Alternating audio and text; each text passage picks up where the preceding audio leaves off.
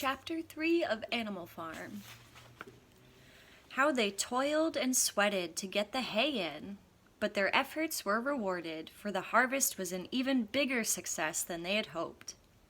Sometimes the work was hard, the implements had been designed for human beings and not for animals, and it was a great drawback that no animal was able to use any tool that involved standing on his hind legs.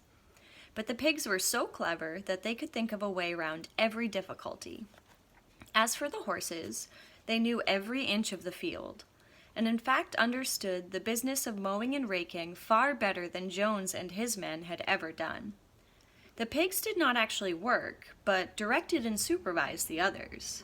With their superior knowledge, it was natural that they should assume the leadership. Boxer and Clover would harness themselves to the cutter or the horse rake, no bits or reins were needed in these days, of course, and tramp steadily round and round the field, with a pig walking behind and calling out, "Gee up, comrade," or "Whoa back, comrade," as the case might be. And every animal down to the humblest worked at turning the hay and gathering it. Even the ducks and hens toiled to and fro all day in the sun, carrying tiny wisps of hay in their beaks. In the end, they finished the harvest in 2 days less time than it had usually taken Jones and his men. Moreover, it was the biggest harvest that the farm had ever seen. There was no wastage whatever. The hens and ducks, with their sharp eyes, had gathered up every last stalk, and not an animal on the farm had stolen so much as a mouthful. All throughout that summer, the work of the farm went like clockwork. The animals were happy as they had never conceived it possible to be. Every mouthful of food was an acute positive pleasure, now that it was truly their own food, produced by themselves and for themselves, not doled out to them by a grudging master. With the worthless parasitical human beings gone, there was more for everyone to eat. There was more leisure, too, inexperienced though the animals were. They met with many difficulties. For instance, later in the year, when they harvested the corn, they had to tread it out in the ancient style and blow off the chaff with their breath, since the farm possessed no threshing machine. But the pigs, with their cleverness, and Boxer, with his tremendous muscles, always pulled them through. Boxer was the admiration of everybody. He had been a hard worker even in Jones's time, but now he seemed more like 3 horses than 1. There were days when the entire work of the farm seemed to rest on his mighty shoulders. From morning to night, he was pushing and pulling, always at the spot where the work was the hardest. He had made an arrangement with one of the cockerels to call him in the morning half an hour earlier than everyone else, and would put in some volunteer labor at whatever seemed to be most needed, before the regular day's work began. His answer to every problem, every setback, was, "I will work harder," which he had adopted as his personal motto. But everyone worked according to his capacity. The hens and ducks, for instance, saved 5 bushels of corn at the harvest by gathering up the stray grains. Nobody stole, nobody grumbled over his rations. The quarreling and biting and jealousy, which had been normal features of life in the old days, had almost disappeared. Nobody shirked, or almost nobody. Molly, it was true, was not good at getting up in the mornings, and had a way of leaving work early on the ground that there was a stone in her hoof. And the behavior of the cat was somewhat peculiar. It was soon noticed that when there was work to be done, the cat could never be found. She would vanish for hours on end and then reappear at meal times or in the evening after work was over, as though nothing had happened. But she always made such excellent excuses and purred so affectionately that it was impossible not to believe in her good intentions. Old Benjamin the donkey seemed quite unchanged since the rebellion. He did his work in the same slow, obstinate way as he had done it in Jones's time, never shirking and never volunteering for extra work either. About the rebellion and its results, he would express no opinion. When asked whether he was not happier now that Jones was gone, he would say only, "Donkeys live a long time. None of you has ever seen a dead donkey." And the others had to be content with this cryptic answer. On Sundays there was no work. Breakfast was an hour later than usual, and after breakfast there was a ceremony which observed every week without fail. First came the hoisting of the flag. Snowball had found in the harness room an old green tablecloth of Mr. Jones's and had painted on it a hoof and a horn in white. This was run up the flagstaff in the farmhouse garden every Sunday morning.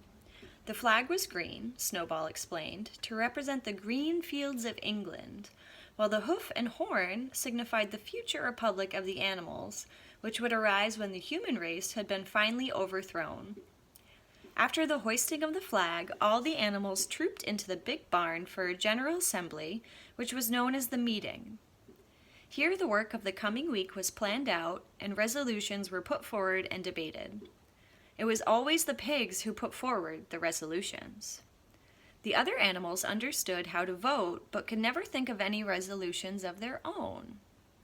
Snowball and Napoleon were by far the most active in the debates. But it was noticed that these two were never in agreement. Whatever suggestion either of them made, the other could be counted on to oppose it. Even when it was resolved, a thing no one could object to in itself, to set aside the small paddock behind the orchard as a home of rest for animals who were past work, there was a stormy debate over the correct retiring age for each class of animal. The meeting always ended with the singing of Beasts of England, and the afternoon was given up to recreation. The pigs had set aside the harness room as a headquarters for themselves. Here, in the evenings, they studied blacksmithing, carpentering, and other necessary arts from books which they had bought out of the farmhouse. Snowball also busied himself with organizing the other animals into what he called animal committees. He was indefatigable at this. He formed the Egg Production Committee for the hens, the Clean Tails League for the cows, the Wild Comrades Re-Education Committee. The object of this was to tame the rats and rabbits, the Whiter Wool Movement for the sheep, and various others, besides instituting classes in reading and writing. On the whole, these projects were a failure. The attempt to tame the wild creatures, for instance, broke down almost immediately. They continued to have very much as before, and when treated with generosity, simply took advantage of it. The cat joined the Re-Education Committee and was very active in it for some days. She was seen one day sitting on a roof and talking to some sparrows who were just out of her reach. She was telling them that all animals were now comrades and that any sparrow who chose could come and perch on her paw, but the sparrows kept their distance. The reading and writing classes, however, were a great success. By the autumn, almost every animal on the farm was literate in some degree. As for the pigs, they could already read and write perfectly. The dogs learned to read fairly well, but were not interested in reading anything except the 7 Commandments. Muriel, the goat, could read somewhat better than the dogs, and sometimes used to read to the others in the evenings from scraps of newspaper which she found on the rubbish heap. Benjamin could read as well as any pig, but never exercised his faculty.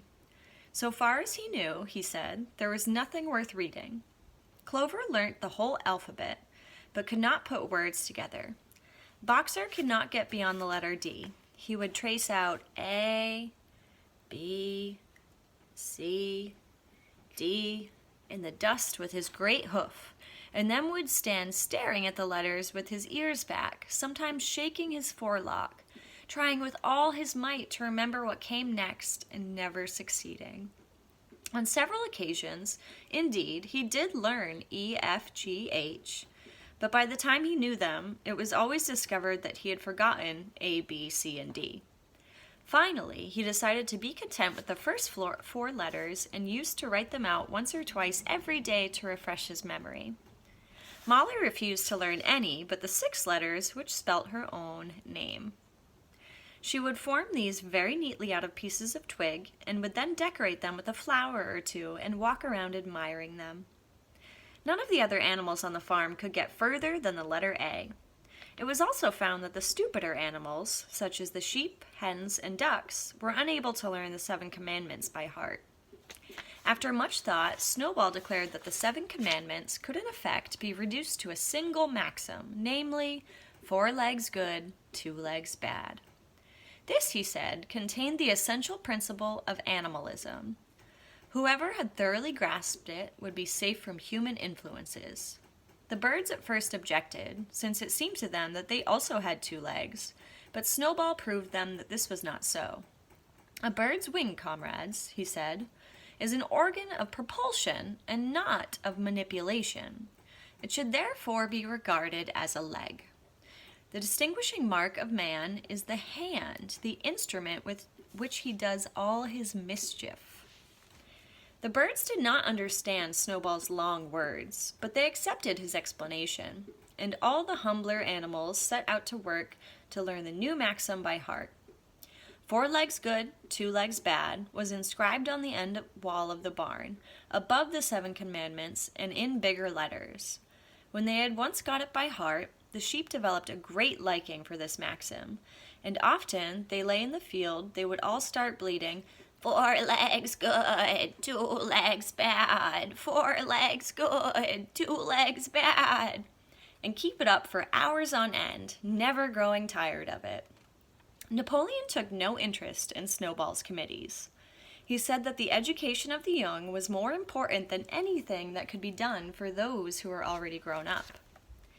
It happened that Jessie and Bluebell, the dogs, had both whelped soon after the hay harvest, giving birth between them to 9 sturdy puppies. As soon as they were weaned, Napoleon took them away from their mothers, saying that he would make himself responsible for their education. He took them up into a loft, which could only be reached by the ladder from the harness room, and there kept them in such seclusion that the rest of the farm soon forgot their existence. The mystery of where the milk went to was soon cleared up. It was mixed every day into the pig's mash. The early apples were now ripening, and the grass of the orchard was littered with windfalls. The animals had assumed, as a matter of course, that these would be shared out equally. One day, however, the order went forth that all the windfalls, or fallen apples, were to be collected and brought to the harness room for the use of the pigs. At this, some of the other animals murmured, but it was no use. All the pigs were in full agreement at this point, even Snowball and Napoleon. Squealer was sent to make the necessary explanations to the others. "Comrades," he cried, "you do not imagine, I hope, that we pigs are doing this in a spirit of selfishness and privilege. Many of us actually dislike milk and apples. I dislike them myself. Our sole object in taking these things is to preserve our health. Milk and apples, this has been proved by science, comrades, contain substances absolutely necessary to the well-being of a pig. We pigs are brain workers. The whole management and organization of this farm depend on us. Day and night, we are watching over your welfare. It is for your sake that we drink that milk and eat those apples. Do you know what would happen if we pigs failed in our duty? Jones would come back. Yes, Jones would come back. Surely, comrades," cried Squealer almost pleadingly, skipping from side to side and whisking his tail. "Surely there is no one among you who wants to see Jones come back." Now, if there was one thing that the animals were completely certain of, it was that they did not want Jones back. When it was put to them in this light, they had no more to say. The importance of keeping the pigs in good health was all too obvious. So it was agreed without further argument that the milk and the windfall apples, and also the main crop of apples when they ripened, should be reserved for the pigs alone.